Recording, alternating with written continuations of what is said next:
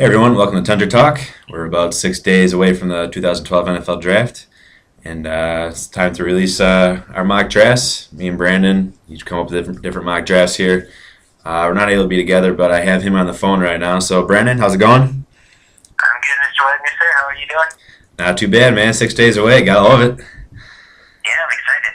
All My right, clock says 6 days, 3 hours, 7 minutes, 14 seconds, and counting. So, sounds like you're ready for it. oh yeah, definitely. We're just gonna go through our mock draft here. We're just gonna go pick by pick, basically. We got time. We'll talk about the picks here and there. So I'll start off. I'm just going to go. The first two are pretty set in stone. Colts taking Andrew Luck. Redskins taking Robert Griffin III. Is that what you have too, Brandon? Yep, that's exactly what I have. Alrighty. Now on to the third pick, which I think could be set in stone, but I think the Vikings will screw this up somehow.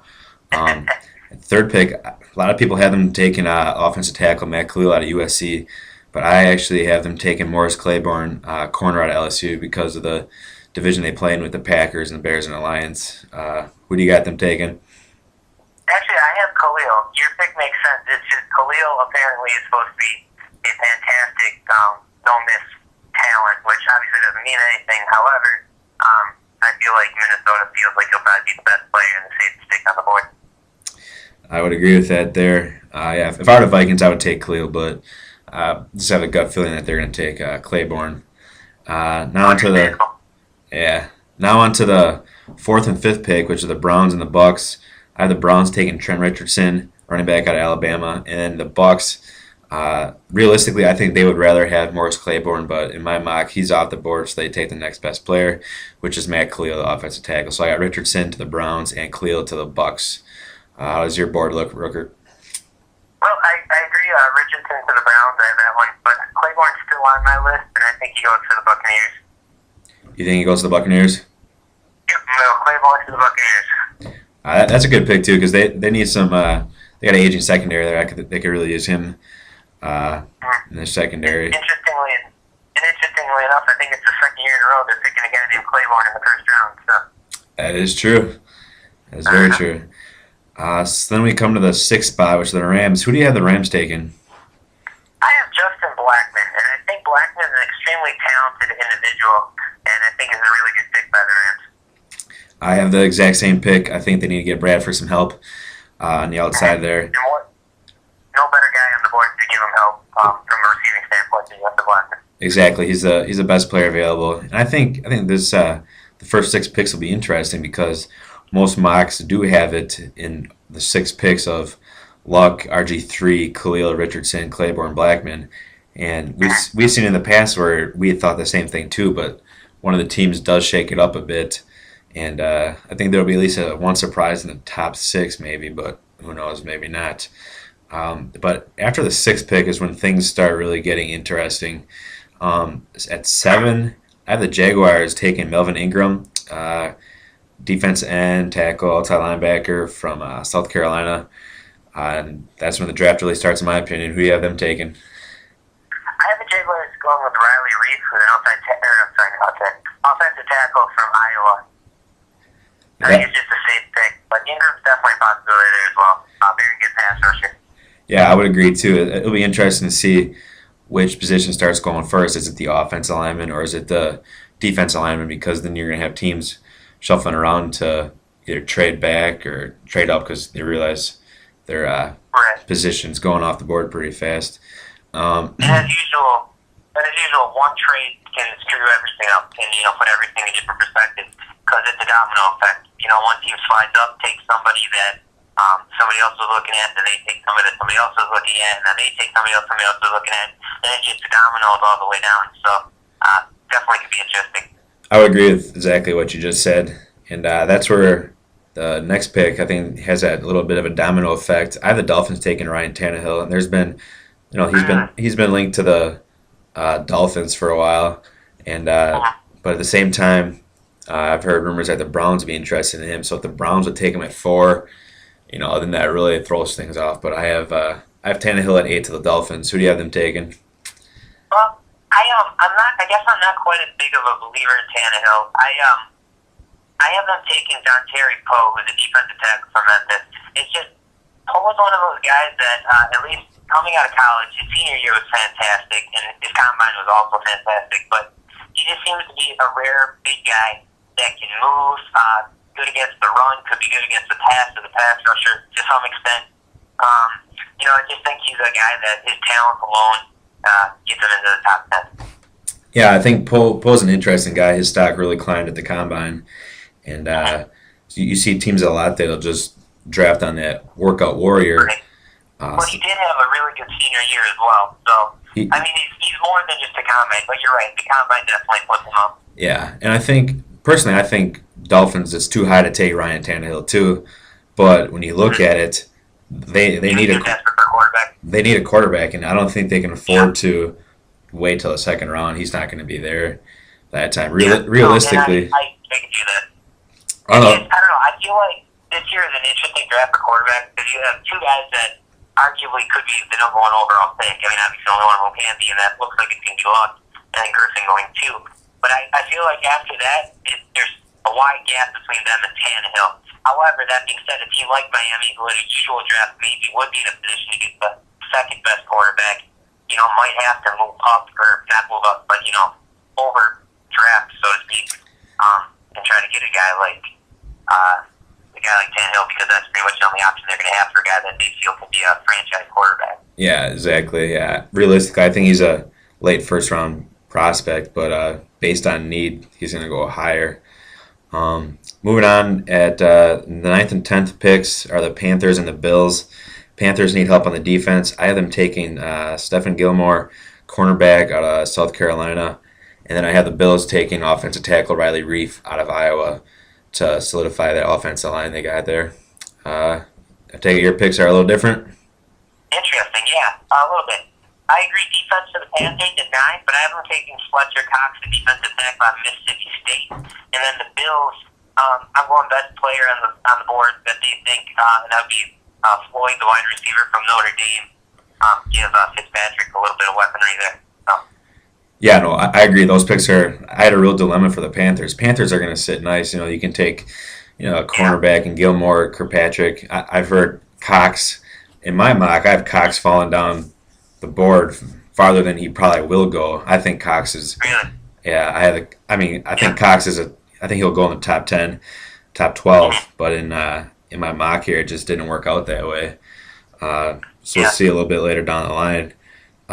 Then we got at 11, we have the Chiefs. Not a whole lot of needs. They came off a disappointing season, but I have them taking David DeCastro, the guard out of Stanford, to help their running game out a little bit. What's on your end? Who do you got for the Chiefs there? Well, okay, so I had Tamba Ali in mind a lot on this pick. I've been taking Quentin Coples, who's the defensive end out of North Carolina, and the reason I mentioned Tamba Ali is because Tamba Ali is one of the elite pass rushers of the NFL. If you can put a guy like Coples, who has a little bit of behavioral issues and such, but talent-wise, probably could be a top 10 pick talent-wise, could still be anyway, but guy could be a very, very good pass rusher. You put those two together, and you're going to have some offenses that are going to have an extremely difficult time blocking. So I just think that that's take a strength and make it even bigger strength pick for the Chiefs. Yeah, I'd agree. I think they're in a spot there too where if a player they like falls to them, great. Otherwise, they could look to trade back as well. On to pick 12, I have the Seahawks taking Luke Kuechly. He's the best player on the board at that time. And then after them, I've at 13, the Arizona Cardinals taking wide receiver Michael Floyd out of Notre Dame. What are your thoughts on who those two teams could take? Yeah, I agree with you with Seattle. I got Kuechly, or I don't know how to pronounce it. That guy from Boston College. But I didn't go at 12 to Seattle. And then the Cardinals, I actually am taking Cordy Glenn, who is apparently they're going to draft, whoever's going to draft him is going to try to draft him as a tackle, but he played guard at Georgia. Either way, an offensive lineman, a really big offensive lineman, could be a good pick for the Cardinals. Yeah, that's the Cardinals. They're a team that a couple moves away and they can start making a playoff run, I think.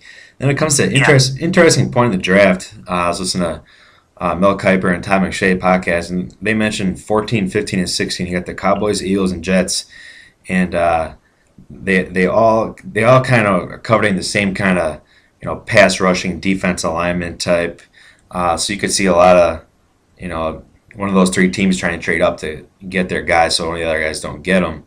I'm just gonna list off the three I have. I have the Cowboys taking Mark Barron. I think he'd be great for their secondary. 15 is where I have Fletcher Cox falling to. I know the Eagles don't necessarily need another defensive lineman, but I think they saw the Giants did work, and they're just going to add to that. And then I have 16, Courtney Upshaw falls to the Jets there. What are your thoughts on that? I agree with you 2 out of 3. I have Barron going to the Cowboys. I actually have the Eagles going with DeCastro, the guy from Stanford, just because of the fact that I feel like they think he's the best player on the board at that period of time. But then I get the Jets going with Upshaw again. I think the Jets and Upshaw are out of the later or the mid-round picks in the first round. I think that was probably, in my opinion, the safest one to get right on. I feel like the Jets would really love to have a guy like Courtney Upshaw. So I would agree. I think he'd be great for that defense. We got about 4 minutes left here, Brandon. So I'm just gonna go down the list and name off some interesting areas in the draft that I think teams could be moving around and such. The Bengals, they have 2 picks. They have 17 and 21, so they could potentially move up if they really like a player, or even trade down because teams might look to trade up to get in their positions. Before we get to the Packers pick, are there any players that really interest you throughout there? Yeah, Melvin Ingram is a guy that you had going, I believe, 7th in your draft, or top 10 for sure. I have him going number 18 to the Chargers. And then, interestingly enough, the Bears pick 19th, which is right after. I feel like the Bears would really love to have one of those pass rushers just because of the fact that you put them with a guy like Julius Peppers, and you could really create some havoc. But instead, since he's not there, I think Trey Kirkpatrick from the corner from Alabama goes there. But that's one of the interesting ones, I think. Yeah, I have the excuse me here. I have the Bears taking Kendall Wright, wide receiver. I know they got Brandon Marshall, but I think another receiver helps out Cutler there too. Who do you have the Lions? Yeah, he would. Who do you have the Lions taking? I have them taking Jonathan Martin, offensive tackle. I could see them if a corner falls, them taking a corner as well. Okay, This might be a little bit unpopular, but I have the Lions actually going with Nick Perry, the defensive end / outside linebacker from USC. I just feel like you had another pass rusher to that Lions defense. He might fit in well there with the likes of Van Der Bosch and Sue and Gabriel, who had, I believe, 11 sacks last year. Could really make a fierce pass rush there. But as far as corners go, yeah, I mean, there's a guy like, on my board, Gilmore is still there when they pick at 23. I know he's not here. They go with him. If Kirkpatrick's there, Janoris Jenkins, just a couple names that could be possible. But defense probably will be there. Would be their pick. Yeah, I would agree. Defense definitely is going to be their pick there too. Just a little under 2 minutes left here. We'll talk about the Packers pick. I have them taking Whitney Merciless out of Illinois. He was the player that was available to him. I could see them trading out the first round too if no one's there that they really like. Who do you have them taking, Brandon? Yeah, well, I had Merciless. When I first filled up my mock, I had Whitney Merciless going there. And I still think he's the best player there for them at that point with their need of a pass rusher. But from what I've been hearing, they absolutely are in love with Notre Dame's safety, Harrison Smith. And though I would pick against, or I would, try to tell Teddy not to, I think he'll go with that pick. It's one of those things where I love the player, hate the pick. I think Harrison Smith's a fantastic safety. He gives you a lot of effort. He's a big, strong dude. Just really, I think will be a good player. But they need a pass rusher. So hopefully Teddy can try to find somebody in round 2 or something to help out. But I'm going Harrison Smith, safety out of Notre Dame. Yeah, I think that'd be not a bad pick too. I could see, if a team needs a quarterback at the end of the first round, they could trade the Packers spot there. We're running out of time here. Brandon. I just want to thank you for joining me and announcing our mocks. I know we didn't get through the whole thing, and hopefully next week we might be able to get another one together, go through our final mock draft and thoughts. But once again, any departing thoughts? Real quick, 20 seconds. No, not really. Just Teddy will make the right pick because Teddy's a smart GM, and I put my faith in Teddy in this one. So. That sounds good. I agree completely. All right. For Brandon Rooker on the phone, I'm Aaron Wagner, and this is another episode of Tender Talk.